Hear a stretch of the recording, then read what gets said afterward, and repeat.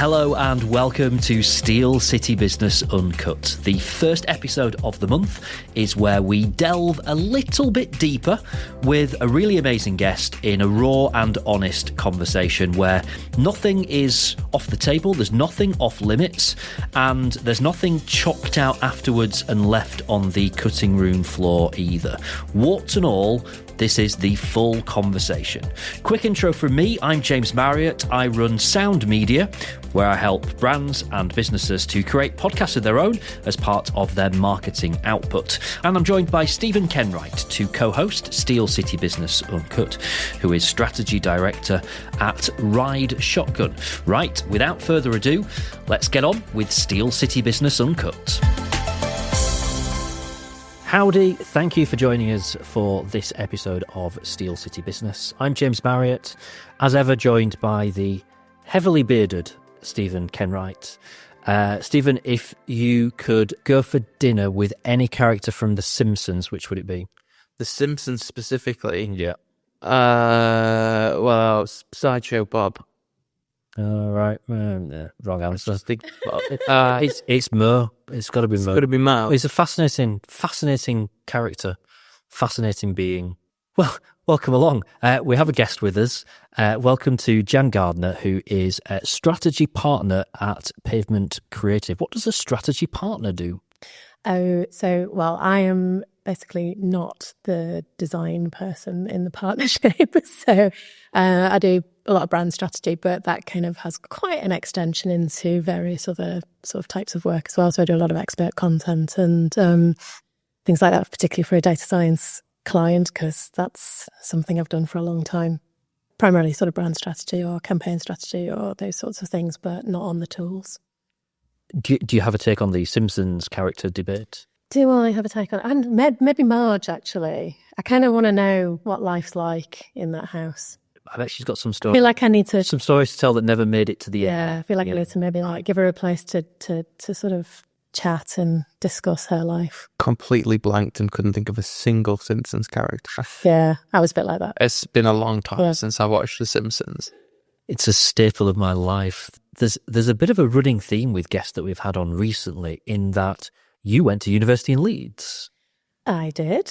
That wasn't the only place I went to university. Oh, okay. I have a story a little bit about my route into university. Yeah, tell us, take us on the journey. Quite complicated. I think it's important.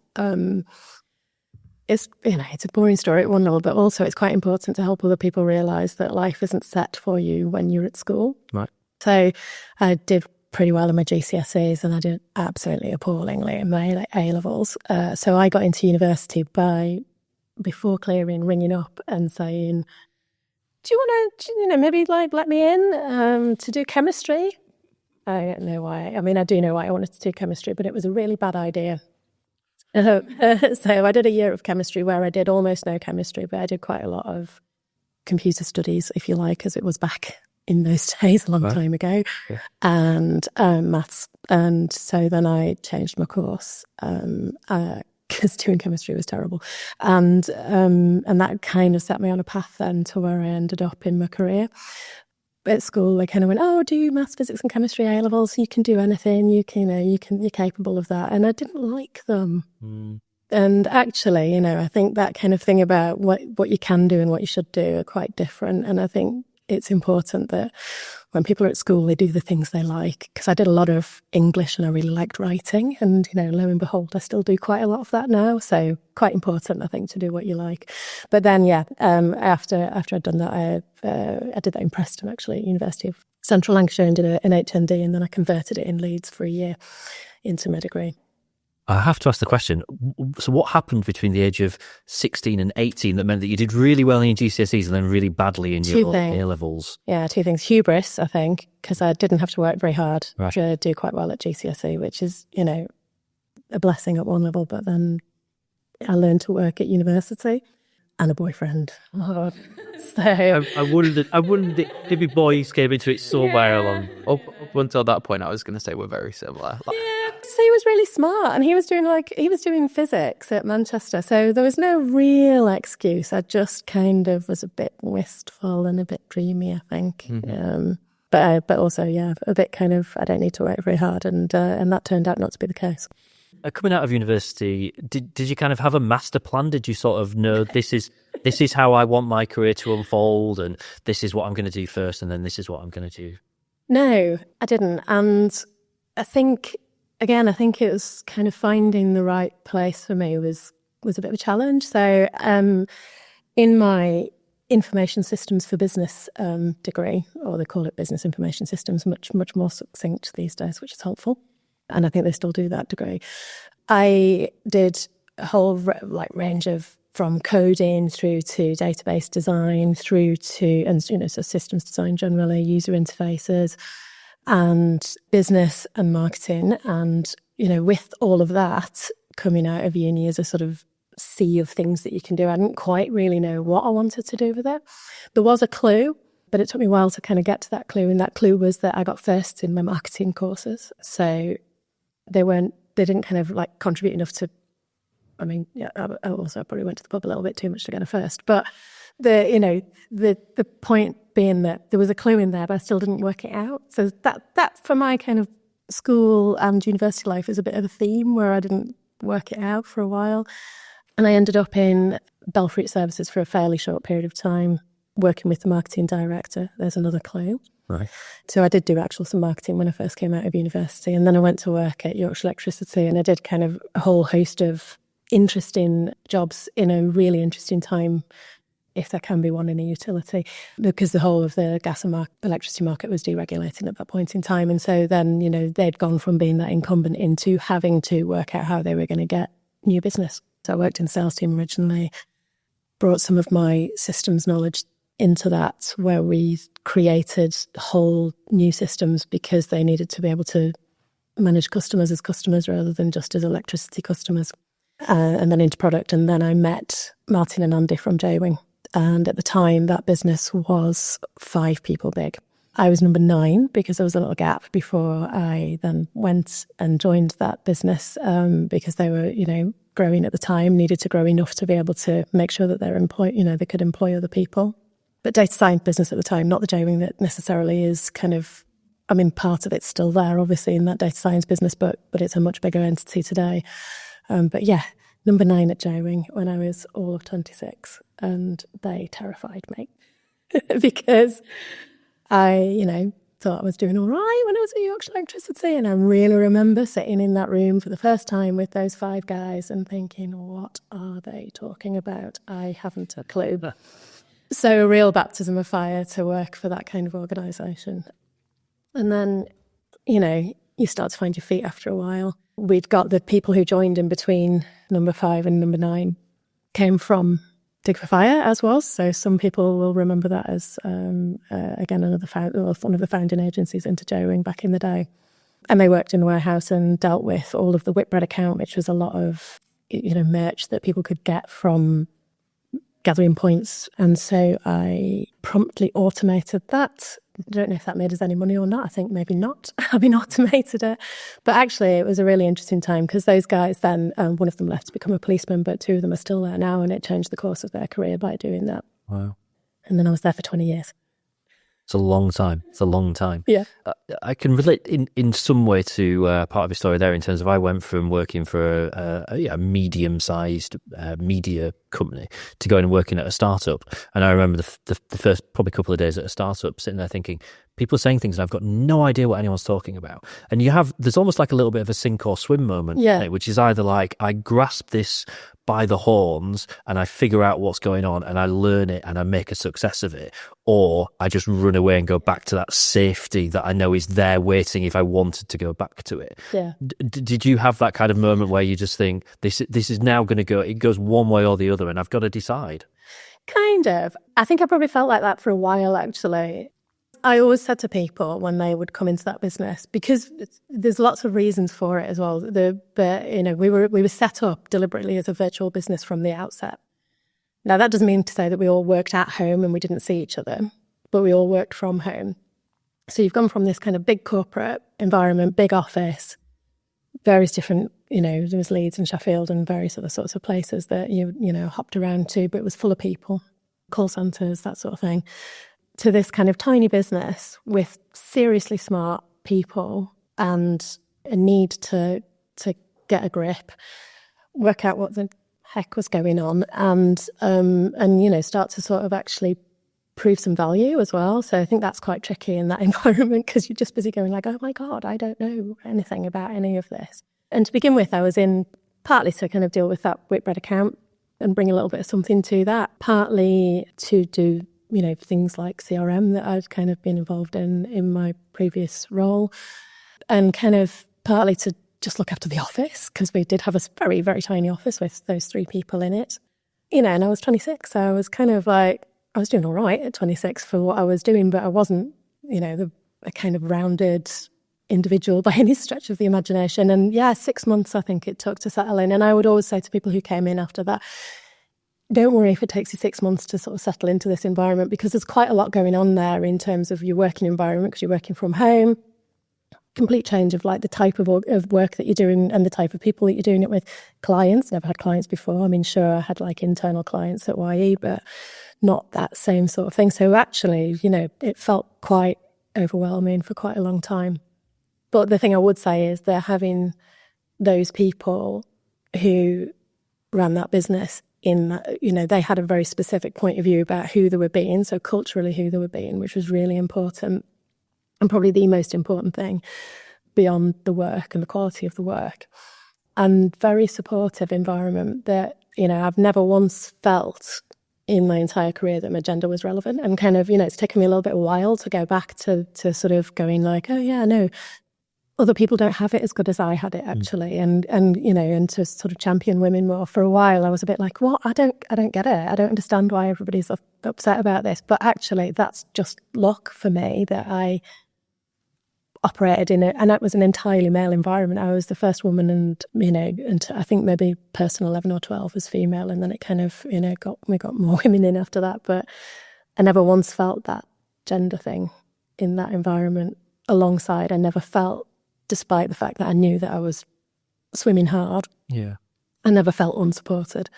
And I think that's critical to that sink or swim moment. So did I feel unsettled and unnerved? Yes. Did I feel like walking away? Probably not, but that's because they supported me to be better. That's really lucky. Yeah. A lot of people don't get that, and it's important. I'm curious about that culture being so set, right? It clearly had a lot of thought behind it and was very supportive, and there were lots of really kind of bits that were clarified early on. Yeah. And obviously you were at Jaywing for a long time. Yes. A lot of things were bought and sold and merged and floated and all the kind of things that kind of became the PLC of Jaywing as we know. How much of that culture was consistent all the way through, and how much did it change? Yeah, I have a big point of view about culture actually in relation to buy and build and the kind of what will make a buy and build agency most successful. And that's partly through going through periods of time when it wasn't working as well as you might like it to. So that culture, it kind of is a little bit crazy looking back now, but like one of the big things we had was like nobody wore a tie. Now, clearly in agency land, that's a bit bonkers. But in the world of data science and banking, which is where those guys came from, that was their life. They were, suited and booted at the desk, long hours. And we always did long hours. So, I'm not saying that we didn't work hard in that environment that they created. We absolutely did, but we played hard too. That was quite important. Again, as time goes on, the way in which you play hard might be different, because we did kind of do quite a lot of meetings in the pub, which was fun. You didn't have to be like kind of drinking all the time there, but it meant that the environment was more social and more relaxed. Yeah.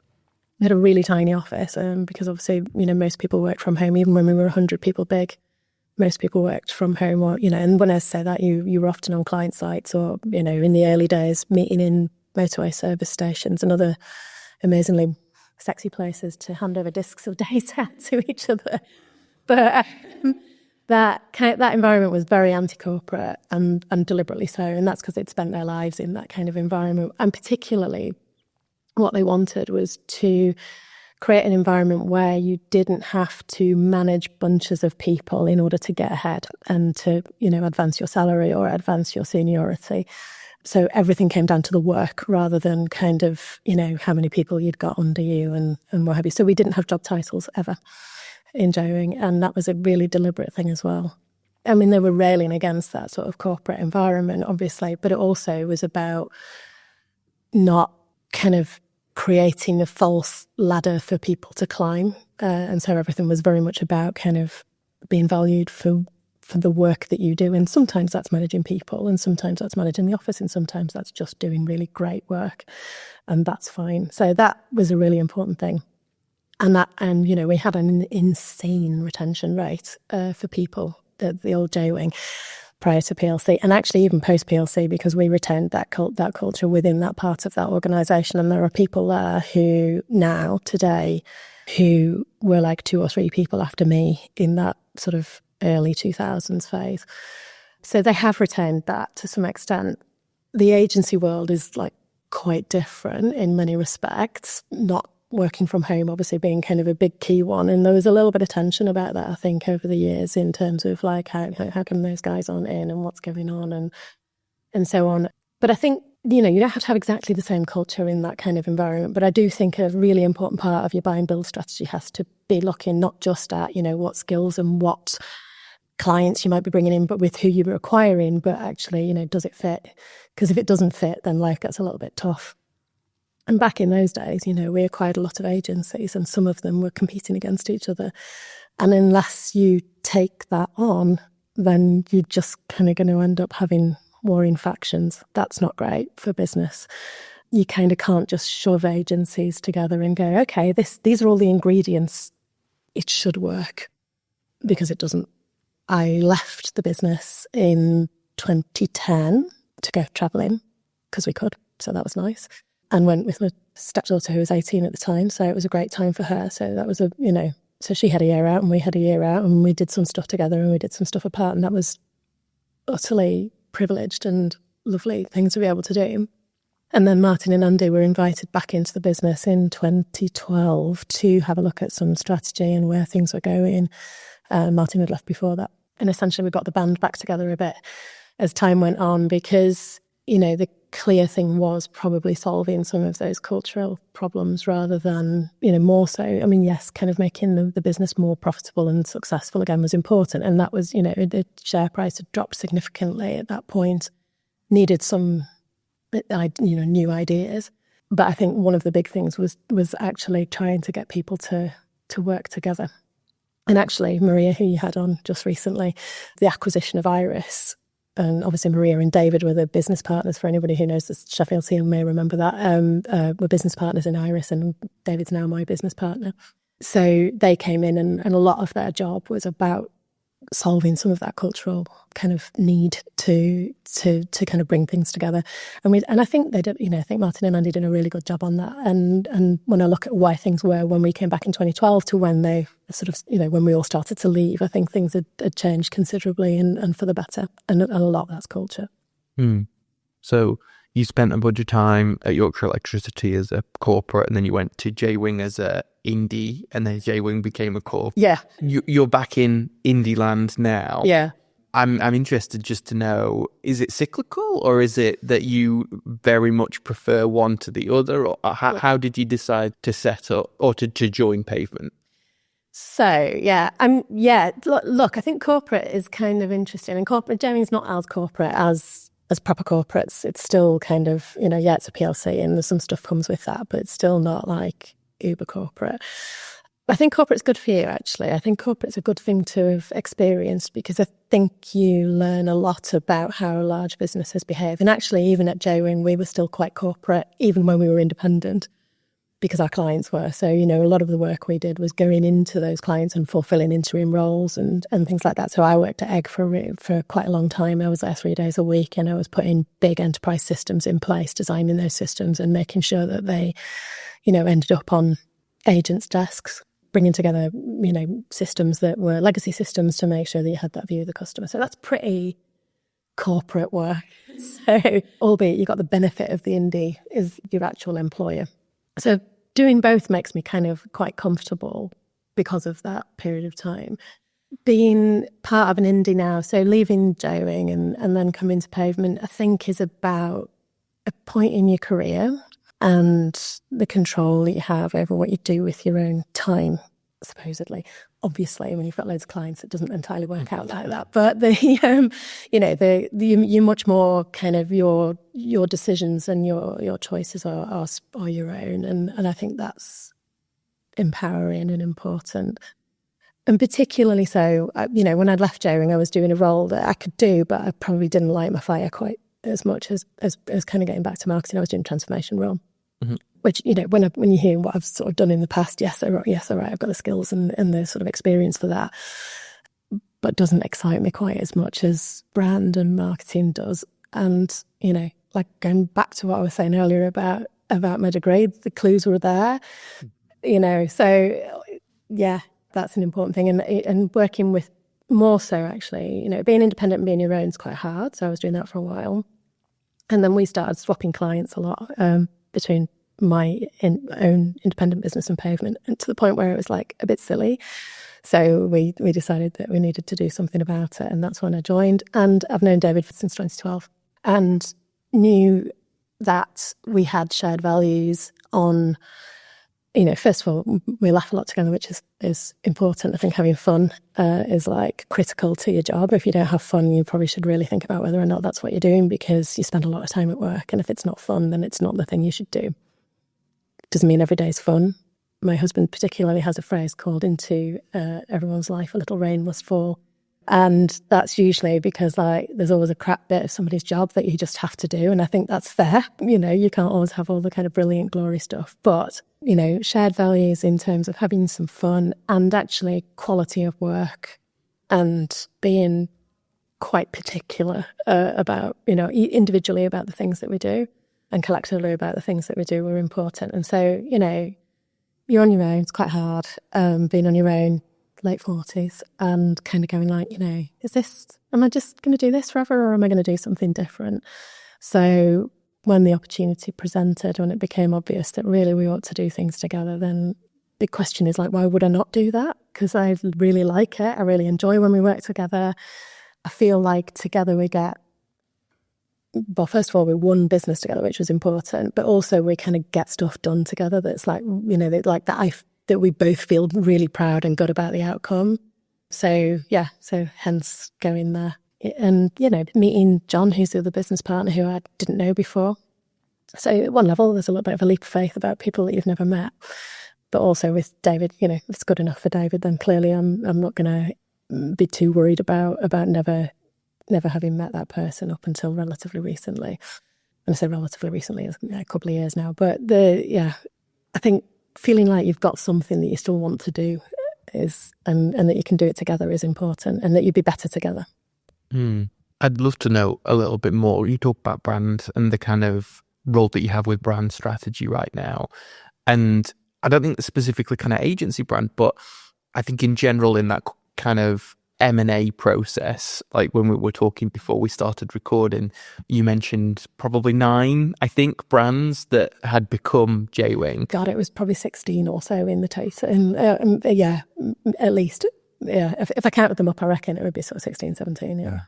I'd love to know a bit more about the process that goes into determining what's the brand going to be, and how do you get people on board with that? Yeah, that's tough. And some of that wasn't fundamentally my decision. So way back when the PLC was still first a PLC, there came a point where the CEO at the time decided everybody needed to be the same brand. And for a while that meant sticking a DMG on the end of everybody's brand. And, he tried, to be fair to him, he tried to do it quite gently. So sticking a DMG on the end and kind of some rationalisation around the visual identity that was helpful. At the time that I was having my year out, they rebranded as 2020. And 2020 is a difficult brand to own. You've got a search business and a difficult term to search for a start. That's kind of tricky. And, when we had some complexities around some IP in relation to 2020, we could have fought it, but we decided not to. So basically when I came back, we were still 2020 and we were trying to make more sense of that in my sort of first few months back. And then it became really apparent that we needed not to be 2020 anymore. Thank you. So just like, don't need the headache, thank you. So then you're looking for, well, who are we going to be? And Jaywing was not the first choice, because we very much did not want to be those people who came back into a business and went, oh God, yeah, no, my brand's the best, so we'll do that, and because that's A, not who we are, and B, certainly wouldn't have helped with that kind of needing to kind of get people working together. So there's some very practical reasons why it became Jaywing again. We had a few trademarks, but that was one of them. And that was probably the one that had the biggest breadth. So right from being a small independent agency, we were concerned with IP and concerned with trademarking things, and we did that properly. And there were two others in the entire group. And you have to do something when you're a PLC. You have to jump through certain hoops about what you're called, particularly at the PLC level, which obviously was also 2020 PLC at the time, so that needed to be rebranded as well. And frankly, it became the practical choice. It doesn't mean to say it's not something that you can work with. You can always work with a name and make it what you need it to be. It's not everything about your naming strategy.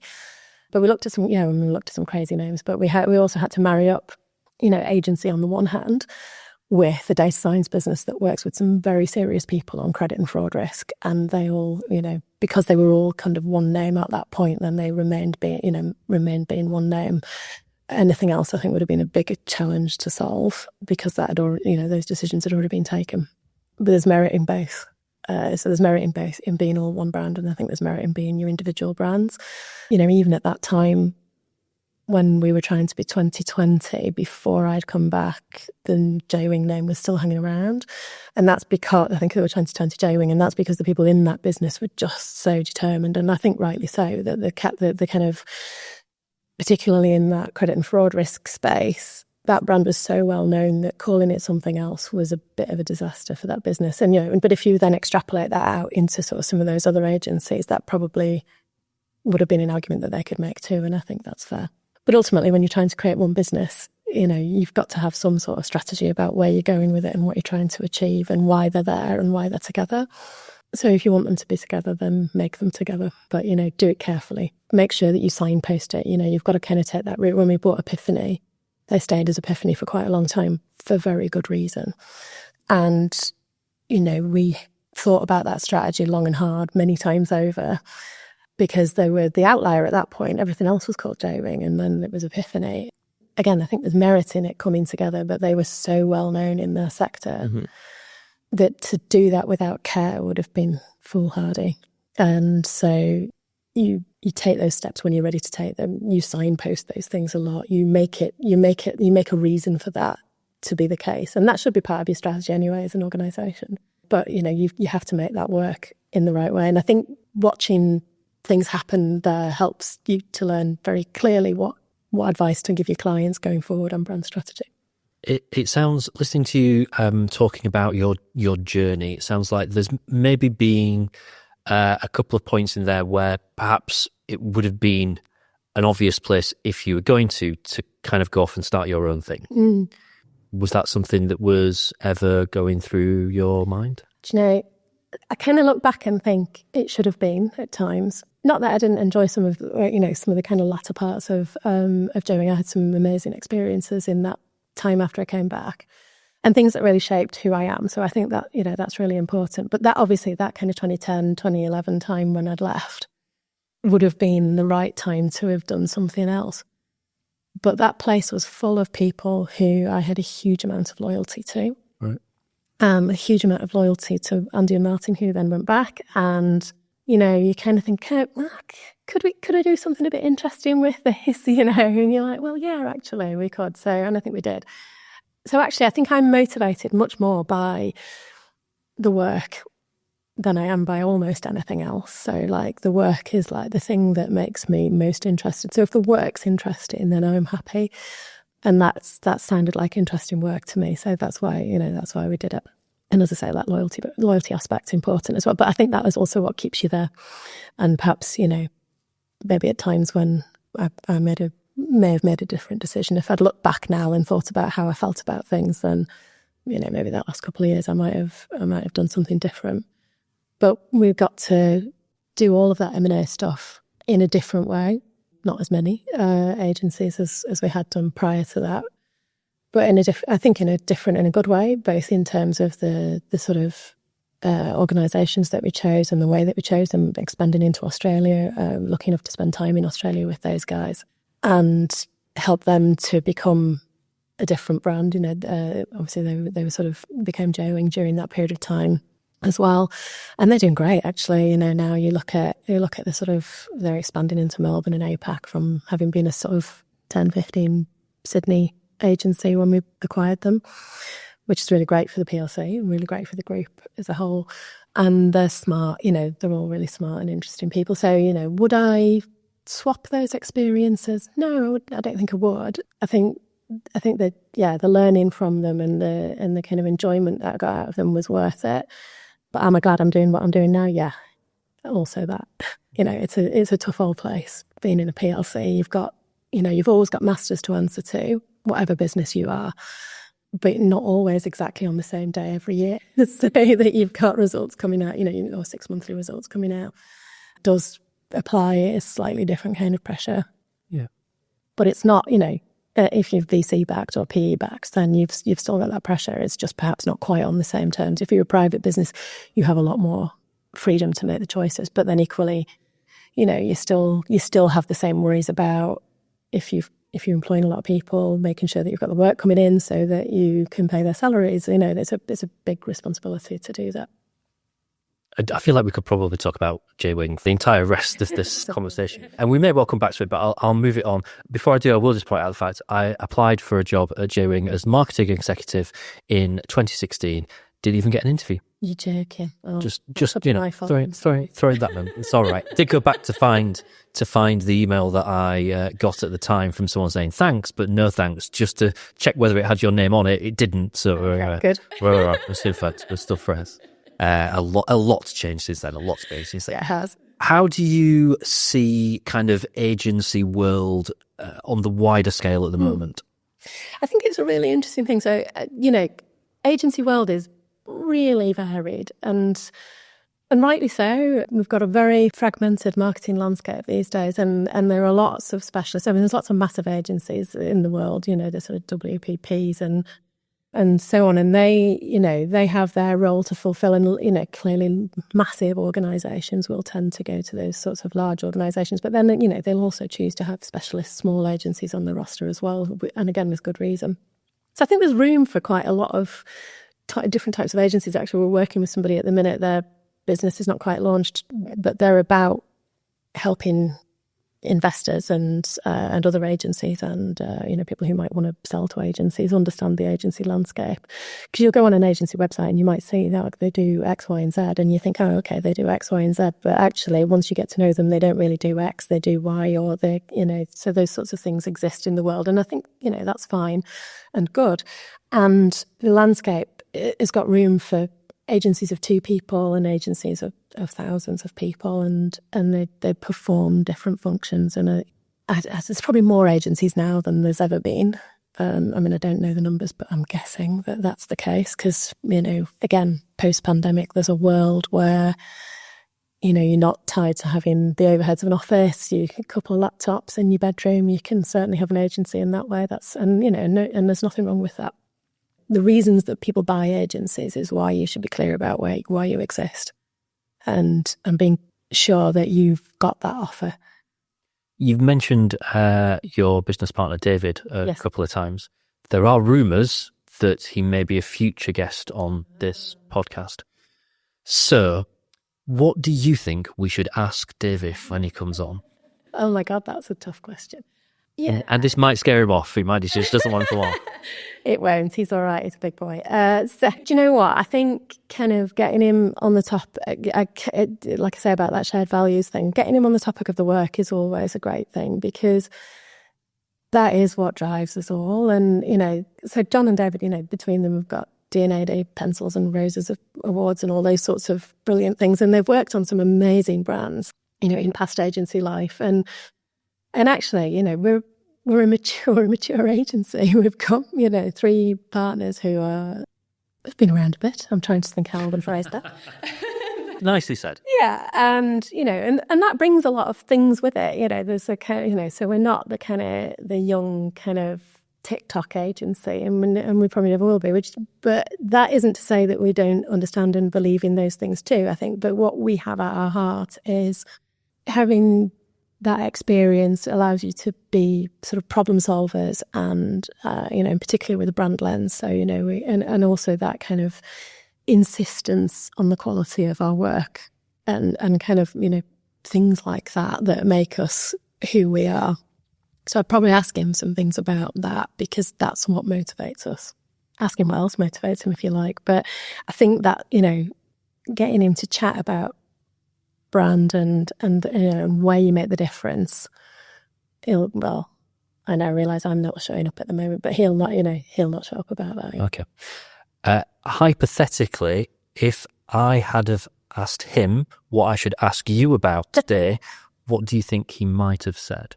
These are tough questions. Yeah, I don't know. I think at one level there's a sort of question about how do two people with sort of fairly different or apparently different skill sets come together to be in an agency. And then they're not that different, I suppose, is the kind of point, really. I'm highly analytical, and I can't draw for toffee, I'm afraid. So the kind of the ability to do the things that those guys do is not in my wheelhouse. Words and strategy definitely are, but David's also like a really strategic person and also analytical, and he wouldn't describe himself as that. I know he wouldn't, but he is, but in a different way. And I think I bring creative in a different way. So would I describe myself as a creative? No, I don't think I would. But I think he might tell you that I do myself a bit of a disservice in that. And creativity comes from lots of different places. So, but what should he? I don't know the answer to your question. I think I've given a politician's answer there. It's good. It was a cruel question, and I didn't ask him because I thought it would have been a little bit cruel to do that. Although asking you what you think he would have said if I had have done is probably crueler than just asking him. What I do want to ask you though, and tell me if this statement is accurate or not, but I believe that among your fans you can count Kirsty Allsop. That was brilliant. That was one of those crazy little moments. She doesn't know this because it comes through a sort of really odd way of how that comment came about. There were some people a guy who worked for us back in the old Jaywing days, got on location, and he was having a chat with Phil and Kirsty, or possibly just Kirsty, about what he was looking for in his property search, and he turned his laptop around and it was a picture of our second office. Our first office was very small and not very cool. It was a picture of our second office in Wakefield, and I was indeed responsible for that fit out. I was, again, quite young and inexperienced at that point, so it was, but a great learning curve. And, we wanted something that reflected who we were. And this is probably before I really fully understood that was a reflection of the brand, because it was so Funko. And yes, as he turned the laptop around, she went, "Oh, very New York loft apartment." And so from then on in, I've claimed that. Even good on you. It was not directly me. So yes, Kirsty and I don't have a relationship of any sort, but she did call my lovely office very New York loft apartment. Amazing. I think you can claim that. I think that's fair. That's fair. I mean, I've done it for years now, so yeah. There's one other thing that I wanted to ask you about, and that is that you are a bit of an advocate for kind of home working, aren't you? And have been for a couple of decades, which is interesting because nowadays everyone is probably there's a few kind of dissenting voices, but everyone is a bit of an advocate for home working. But you go back 20 years and it was definitely not as trendy and certainly not as easy as it is now. So why is that then? Why would you class yourself as an advocate for that? So for a couple of reasons. I think it's very much horses for courses, first of all. So certain businesses absolutely certainly are not set up to be home working businesses. Not that many, but if you manufacturing and things like that, that's often quite difficult to do working from home. And I'm a working from home kind of advocate. I think perhaps more than a working at home, although I do spend quite a lot of time at home. To be frank, what do you class the difference between those? For anyone that's just that I think kind of if you think that you work at home, you probably get a bit stuck at home, and so then you don't you're a bit less likely to go out and see clients, or a bit less likely to be amenable to needing to go into the office or things like that. So I think working at home is a different vibe.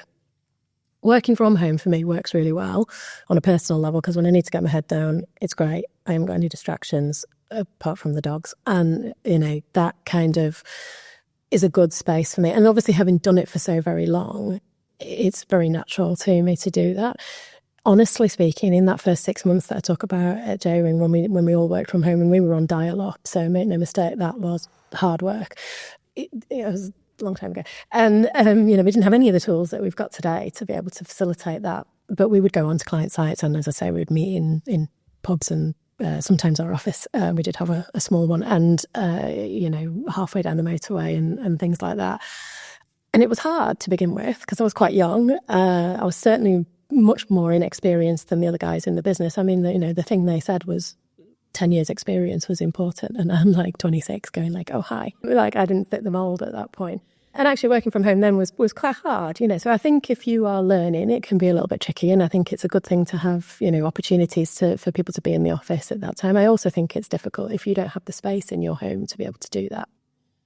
But if you do and you want to, then I think you get benefits as an organisation from allowing that. So you've, first of all, allowing people to get on with their work when they need to get on with it.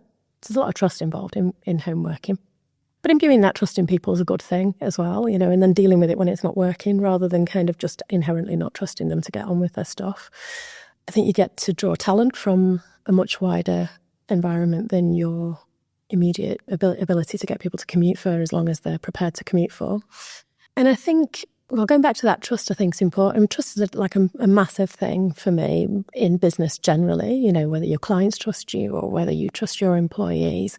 It helps to get the best out of people if you just inherently trust them. And of course, sometimes that doesn't work out, but you deal with that rather than not trusting them. I think kind of if you don't trust people, you're in a poorer place generally in the world. It's not just about being an employer or kind of, having a job where people trust you. I think it's a good thing to have a heart that trusts people. Be a bit wary, obviously, don't be like kind of crazy in your life and think that everybody's always like going to be nice to you. And I'm talking not just about work, I'm talking about sort of generally, because of course, you could find yourself in some difficult places if you overtrust, but it's an important thing. And so you have to trust people to work from home. And I think you also have to allow them to find what works for them in that world. So insisting that they work from home is probably as bad for me as insisting that you work in the office. So being open to other ways of working is something that I've learned over a very long period of time, and I wish to continue with that in my current place because I think it's important. But, there's a lot of the time getting creatives in a single space is a good thing to do. So, that's why that balance is important. I guess the last thing I should ask you really is, what are your thoughts then about the future then? The place that you're at now, is that you forever, do you think now? I mean, probably. It's always hard to say, isn't it? Because you never know what the future's going to bring.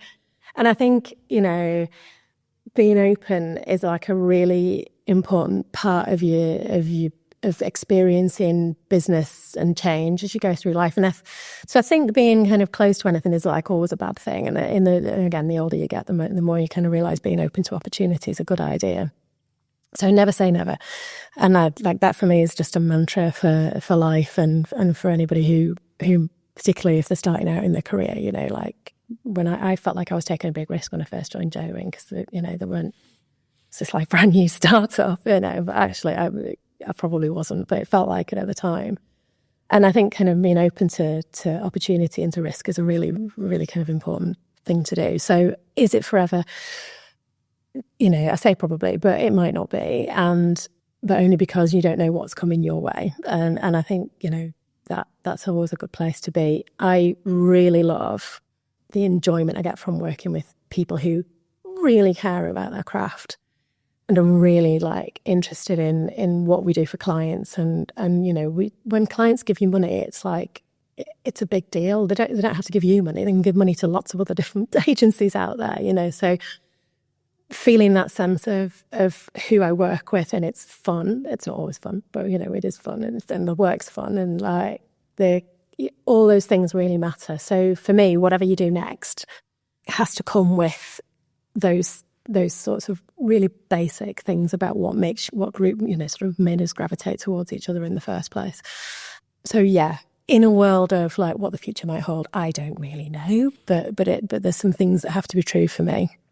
And a lot of it's about the work and having fun and enjoying your job. I don't have a grand plan for when I get to X age, this is going to happen, or when we get to Y big, that something else will happen, or that we need to get to Z big. We don't have that kind of thing. I think for us, it always comes back to that work and doing a good job. Well, thank you very much. I know this is the first time that you've been a guest on a podcast. No, I hope you're not leaving too traumatised, No, and good, that it's been all right. I've loved chatting to you. I think some really interesting stuff that's come out in that conversation. And thank you for your time. Thank you both. Thanks very much for listening to this episode of Steel City Business. It's been really lovely to have you with us. Now, you know how this works. If you've enjoyed it and you want in on future episodes, then just follow us on your podcast app or on YouTube. The show is very active on LinkedIn. Just search for Steel City Business and come and connect with me as well while you're at it. Big thank you to The Curious for helping make this podcast happen. There's loads more about the show at steelcity.business, and you can get in touch by emailing james@steelcity.business. And hey, if you're in business in Sheffield, then, well, why not put yourself forward as a guest for a future episode? And of course, we're always open for a good chat about how audio marketing could work for your brand. Until next time, thanks for listening.